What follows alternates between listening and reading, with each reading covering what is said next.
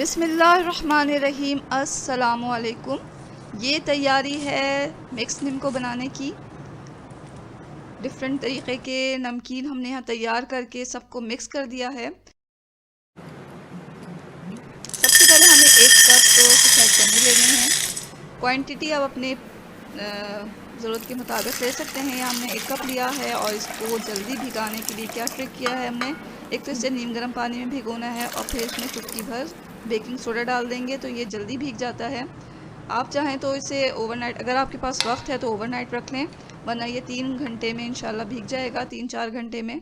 यहाँ इसी तरह हमने काले चने ले लिए और इससे हम चनाचूर बनाएंगे। और ये काले जो चने हैं उसको भी हमने नीम गर्म पानी में भिगोया, चुटकी भर इसमें भी हमने बेकिंग सोडा डाल दिया है और अब ये भी 3 से 4 घंटे में आराम से भीग जाएंगे। तो वक्त है तो आप ओवरनाइट भी भिगा सकते हैं।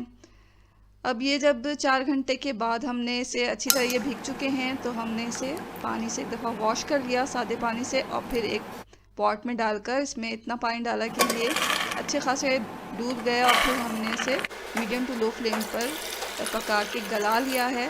बहुत ज़्यादा सॉफ्ट नहीं करें, तो इतना इसे गला दें और गलाने के बाद हमने इसका पानी हटा दिया और ये जो है हम इसे दबा के इस तरह चिपटा कर लेंगे। किसी चमचे की मदद से कर लें या बहुत सारे लेकर आप किसी प्लेट पर प्याले की मदद से दबाएंगे तो सब बहुत सारे एक साथ हो जाएंगे। तो इस तरह हम इसे रख देंगे बिल्कुल खुश्क होने, ड्राई होने के लिए। पंखे के नीचे रख दें या धूप में रख दें तो ये बिल्कुल जब ड्राई हो जाएंगे तो हम इसे तलेंगे। यहाँ 4 घंटे के बाद जो है ये सफ़ेद चने भी हमारे भीग गए तो हम इसमें क्या करेंगे, तो सबसे पहले इसके 3 हिस्से करेंगे। एक हिस्से में हमने डाला है ग्रीन फूड कलर और इसे अच्छी तरह मिक्स कर दिया और दूसरे हिस्से में हमने डाला है रेड फूड कलर, इसको भी हम अच्छी तरह मिक्स कर देंगे। एक हिस्सा हम ऐसे ही सादा रखेंगे, तो इसको हमें जो है 1 घंटे के लिए तकरीबन रख लेना है। आप चाहें तो फ्रिज में रख दें, कहीं पर भी रख दें इसे कि ख़राब ना हो, फ्रिज में रख दें इसे। और फिर हम अब तैयारी करते हैं दालें जो हैं वो भिगाने की। यहाँ हमने 1 कप साबुत मसूर की दाल ली है, उसे धोकर हम भिगा देंगे और ये जो है 1 से 2 घंटे में आसानी से भीग जाते हैं। और ये चने की दाल भी हम भिगा लेंगे,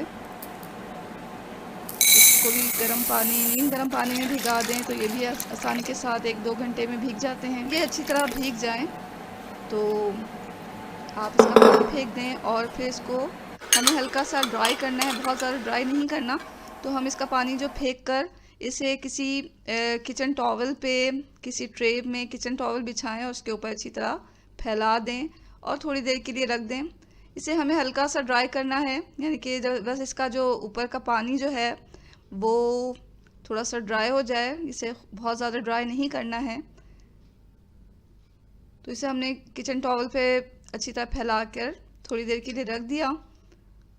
थोड़ी देर के बाद ही देखेंगे ये अच्छा सा ड्राई हो गया है। इसका पानी, जैसे ऊपर का जो पानी होता है वो खुश्क हो गया है। बस से आप अगर अपने हाथों में लेंगे तो पानी आपके हाथों पे नहीं लगेगा।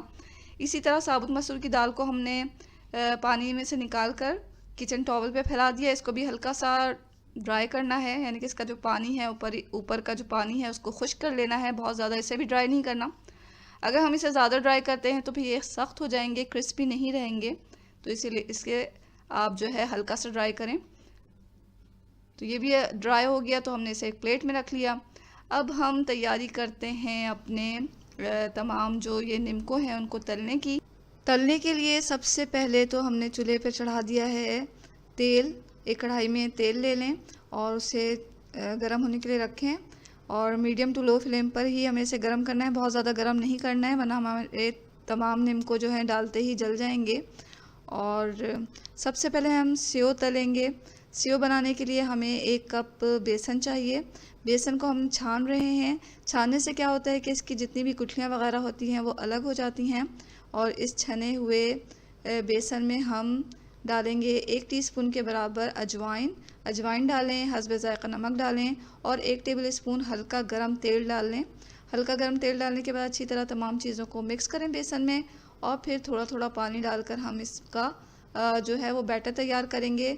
इसका हमें एक तरह से आटा गूंदना है, जिस तरह हम रोटी का आटा गूंदते हैं उस तरह का आटा गूंदना है, लेकिन रोटी के आटे से ये थोड़ा सा नरम होगा। और इस सेव को हम बना रहे हैं सेव मेकर में।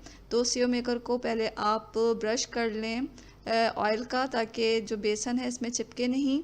फिर हम इस बैटर को भर देंगे सेव मेकर में और अपने हल्के गरम तेल में। ये तेल जो है बहुत ज़्यादा ठंडा भी नहीं है और बहुत ज़्यादा गरम भी नहीं है, क्योंकि बहुत ज़्यादा गरम तेल में अगर हम सेव डालते हैं तो सेव जाते ही जल जाएंगे।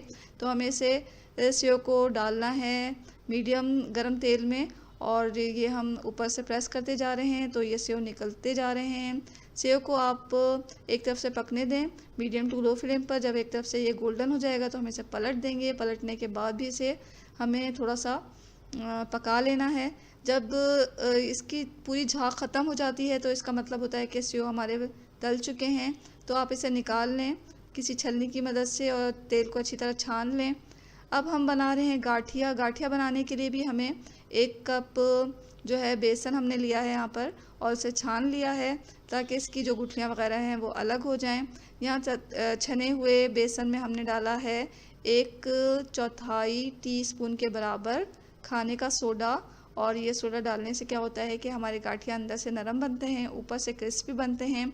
सोडा डालने के बाद हम इसमें डालेंगे 1 टीस्पून के बराबर अजवाइन, हस्बे ज़ायक़ा नमक डाल लें और 1/4 कप के बराबर हम इसमें डालेंगे हल्का गरम तेल।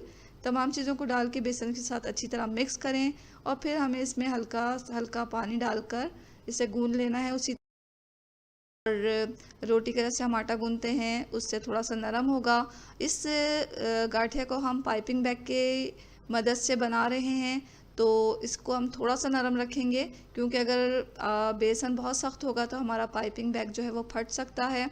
तो यहाँ पर हम नोज़ल ले रहे हैं और ये नोज़ल जो है वो स्टार नोज़ल है। इसकी मदद से हम अपने गाठिया बनाते जाएंगे। अगर आपके पास सेव मेकर नहीं है तो आप इसी तरह पाइपिंग बैग में सेव का जो बैटर है वो भर लें और पाइपिंग बैग की टिप को थोड़ा सा काट के इसी तरह अपने सेव निकालते जाएं। तो ज़रूरी नहीं निम्को बनाने के लिए कि आपके पास निम्को मेकर हो तो आप निम्को बनाएंगे घर में आसानी के साथ आप ये निम्को तैयार कर सकते हैं। तो गाठिया को एक तरफ से जब हल्का गोल्डन ब्राउन हो गया तो हमने दूसरी तरफ से भी इसे तल लिया है और फिर इसे निकाल लेंगे किसी छलनी में अच्छी तरह तेल से छान कर। इसे आप रखें किचन टॉवल पे ताकि जो एक्स्ट्रा इसका तेल है उसमें जज्ब हो जाए। और जितने भी निम्को आप तलेंगे दालें वगैरह सबको आप कोशिश करें कि किचन टॉवल पे ही निकालें। इससे क्या होगा कि वो ज़्यादा ऑयली नहीं होंगे और अच्छे क्रिस्पी रहेंगे और बहुत अच्छे लगेंगे निम्को में। यहाँ हल्के गरम तेल में हमने चने की दाल जो हमने थोड़ी खुश्क करके रखी थी वो डाल दी है। तेल को आप बहुत ज़्यादा गरम करेंगे और फिर इसमें ये दाल डालेंगे तो तेल जो है वो अचानक से ऊपर आएगा, इसलिए आप तेल का जो टेम्परेचर है वो थोड़ा कम रखें शुरू में और फ्लेम को आप मीडियम टू लो पे रखें।